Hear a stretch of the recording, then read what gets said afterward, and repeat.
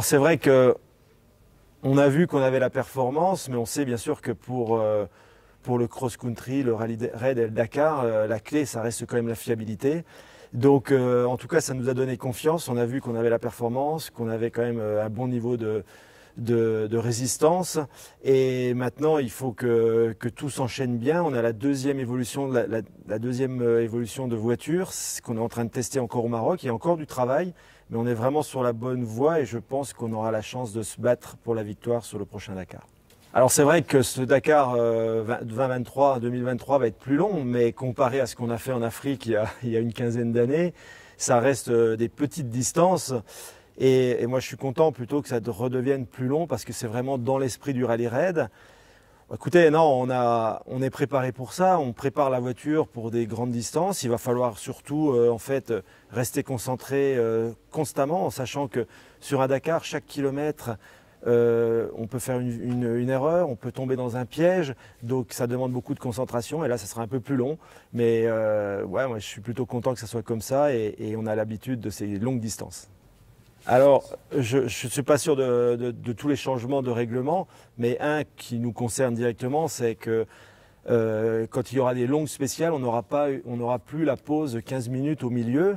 C'était une pause qui nous permettait de boire ou de manger quelque chose, de se reposer, mais aussi d'évaluer notre position, notre classement au milieu de la journée, savoir si on était en retard sur nos adversaires ou en avance.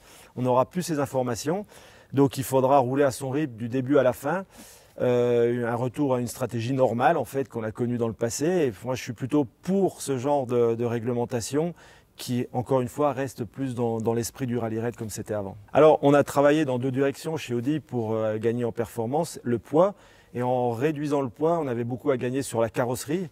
Donc cette carrosserie est plus légère et en même temps on a travaillé sur l'aérodynamique de la carrosserie. Donc ces deux effets qui se ressentent bien sûr en conduisant la voiture. L'effet du poids, c'est beaucoup mieux dans les freinages, on freine beaucoup plus tard et on arrive à s'arrêter. Et aussi dans les longs virages où le poids est un ennemi, ça donne de l'inertie, ça nous emmène à l'extérieur du virage, le poids. Et quand on a une voiture plus légère, on est capable de tourner plus court. Et on en a profité pour travailler sur l'aérodynamique qui en fait nous donne en fait une voiture qui est plus libre. On a l'impression tout simplement qu'entre 100 et 170 km/h, on a moins de résistance contre l'air et en fait la voiture prend plus vite sa top speed, donc ça c'est très intéressant. L'année dernière on avait un système juste de cache roue de secours qui n'était pas très pratique. Là on a changé un peu tout ce système. Le système est bien fait. Maintenant, il faut juste qu'on s'entraîne à être très bien coordonné entre pilote et copilote pour gagner le maximum de temps. Mais encore une fois, la clé, c'est de s'arrêter le moins souvent possible pour des crevaisons.